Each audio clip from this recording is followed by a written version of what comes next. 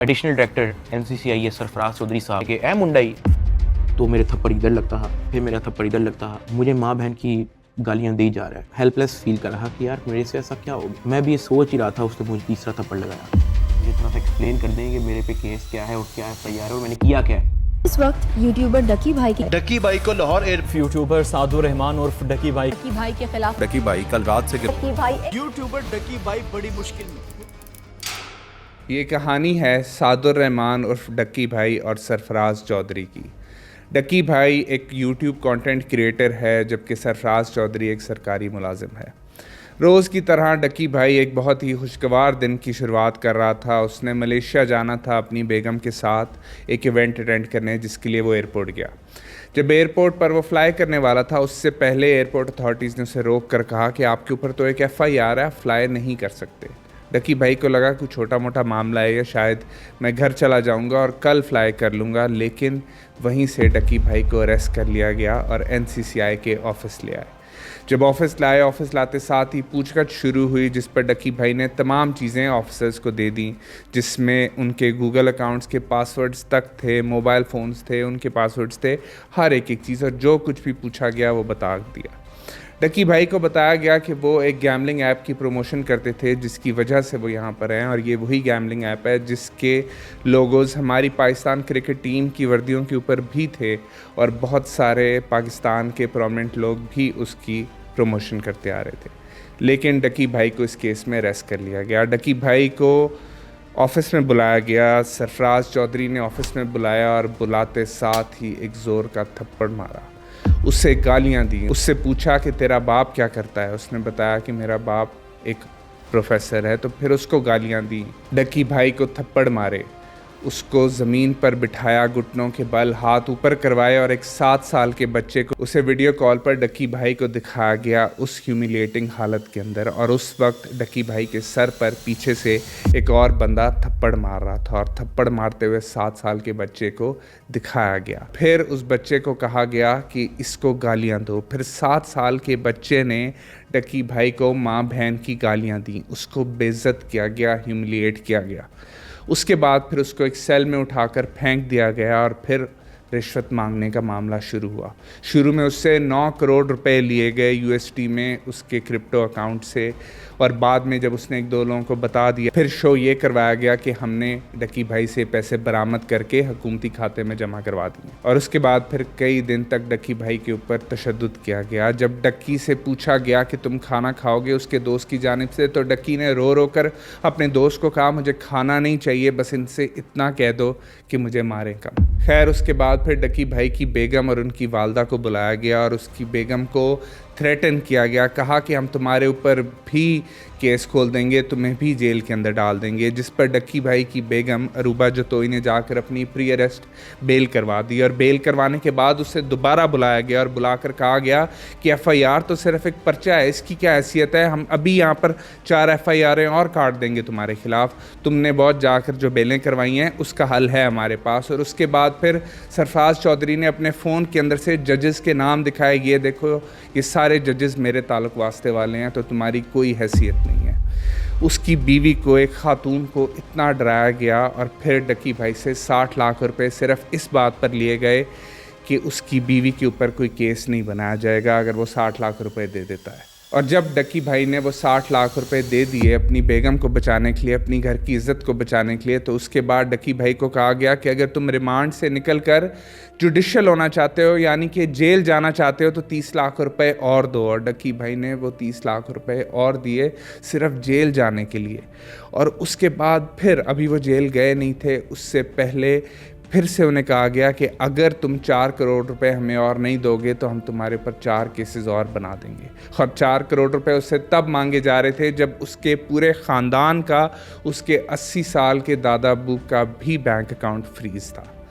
खैर, वो तो शुक्र है उन्होंने वो पैसे अदा नहीं किए और वो वहाँ से जेल चले गए।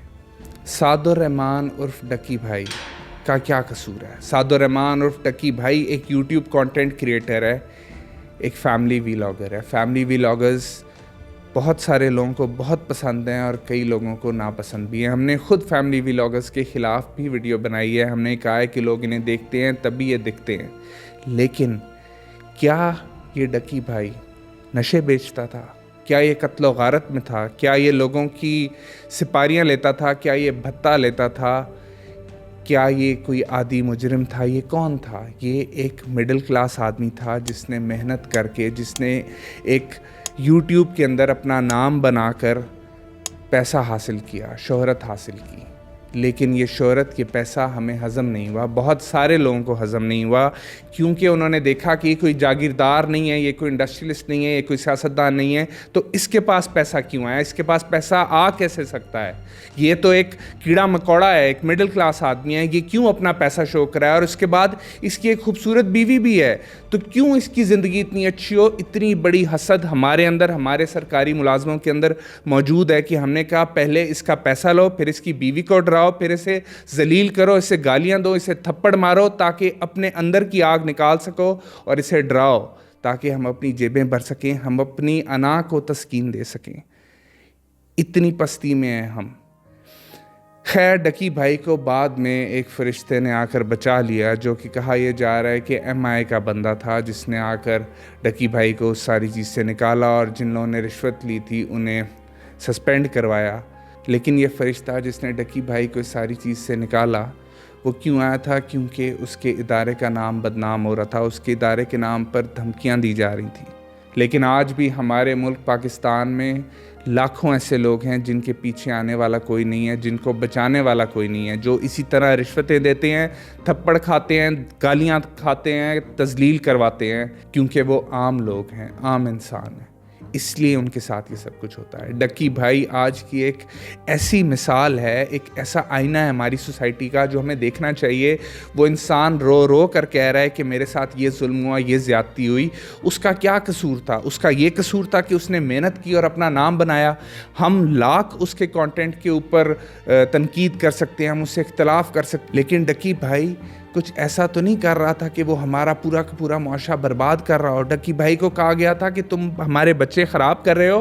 بچے ڈکی بھائی خراب نہیں کر رہا، بچے وہ سرفراز چودھری، وہ سرکاری آفیسر خراب کر رہا ہے جو رشوتیں مانگ رہا ہے، اور اس کے بچے، اس کے پورے خاندان کو پتہ ہے کہ ہمارا باپ رشوت لیتا ہے، وہ معاشرہ خراب کر رہا ہے. تو اگر کسی کانٹینٹ کریٹر کا کانٹینٹ غلط بھی ہے تو ہم خود اسے دیکھتے ہیں، تبھی وہ ہمارے اوپر افیکٹ کرتا ہے. اگر ہم نہ دیکھیں تو وہ افیکٹ نہیں کرے گا.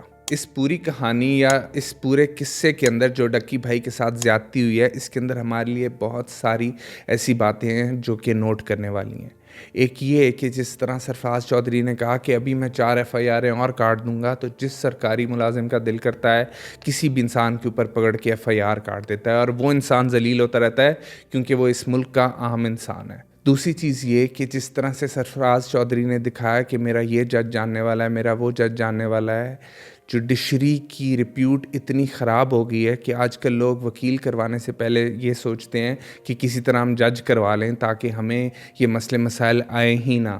جب ایک ملک کا انصاف بکنا شروع ہو جائے، جب ایک ملک کے انصاف کے اوپر انگلیاں اٹھنا شروع ہو جائیں، تو اس ملک کے اندر کچھ نہیں رہتا، وہ ایک جنگل بن جاتا ہے جس میں ہم آج رہتے ہیں. تیسری چیز یہ کہ جس طرح سے روپ جتوئی جو کہ ڈکی بھائی کی بیوی ہے، اس کو دھمکایا گیا کہ ہم تمہارا نام بھی کیس میں ڈال دیں گے، تمہیں اندر کر دیں گے. اس کی وجہ سے ڈکی کو بلیک میل کیا گیا کہ وہ پیسے دے. اس میں دیکھنے والی بات یہ ہے کہ ہم آج اس ملک میں رہ رہے ہیں جہاں پر فیملیز کو بلیک میل کیا جا رہا ہے، فیملیز کے نام پہ بلیک میل کیا جا رہا ہے. لوگوں کے گھروں کی 4 دیواری کی چادر کی عزت نہیں رہ گئی. آج کل ہم نے یہ کام پکڑ لیا ہے کہ جب بھی کسی آدمی کو ڈرانا ہو، اس کی بیوی کے نام پہ ڈرا دو، اس کے گھر والوں کے نام پہ ڈرا دو، اس کے گھر کی خواتین کے نام پہ ڈرا دو. چوتھی چیز اس میں یہ ہے کہ جب بھی کوئی مڈل کلاس آدمی محنت کر کے اوپر آتا ہے تو ہم اس سے حسد کھانا شروع کر دیتے ہیں. ہمیں ایسا لگتا ہے کہ پاور، پیسہ صرف انہی لوگوں کے پاس ہونا چاہیے جو کہ خاندانی امیر ہیں. جو کوئی بھی نیا بندہ جو نیچے سے اوپر اٹھ کر آئے، اس کو یہ حق ہی نہیں ہے. ہم اس سے جلن کھانا شروع ہو جاتے ہیں، ہم اس سے جیلسی کھانا شروع ہو جاتے ہیں، اور پھر ہم اپنا بدلہ اتارنے کی کوشش کرتے ہیں، ہم اپنی انا کو تسکین دینے کی کوشش کرتے ہیں اس کے ساتھ کچھ برا کر کے. اور پانچویں چیز یہ ہے کہ اگر یہی بندہ کسی اور ملک میں ہوتا تو اس کو سراہا جاتا، لیکن یہ پاکستان کے اندر ہے تو اس کی تذلیل کی جا رہی ہے، اس کو مارا جا رہا ہے، اس کو تھپڑ مارے جا رہے ہیں، گالیاں دی جا رہی ہیں. کوئی بھی انسان ہو، ہر ایک انسان کی سیلف رسپیکٹ ہوتی ہے, اس کو یہ حق ہے کہ اس کی عزت ہو, اس کی عزت نفس کو بچایا جائے. کسی بھی انسان کو گالیاں دینا, تھپڑ مارنا, کسی بھی طرح سے اس کی تذلیل کرنا جائز نہیں ہے. یہ ایک بہت ہی گندا فعل ہے.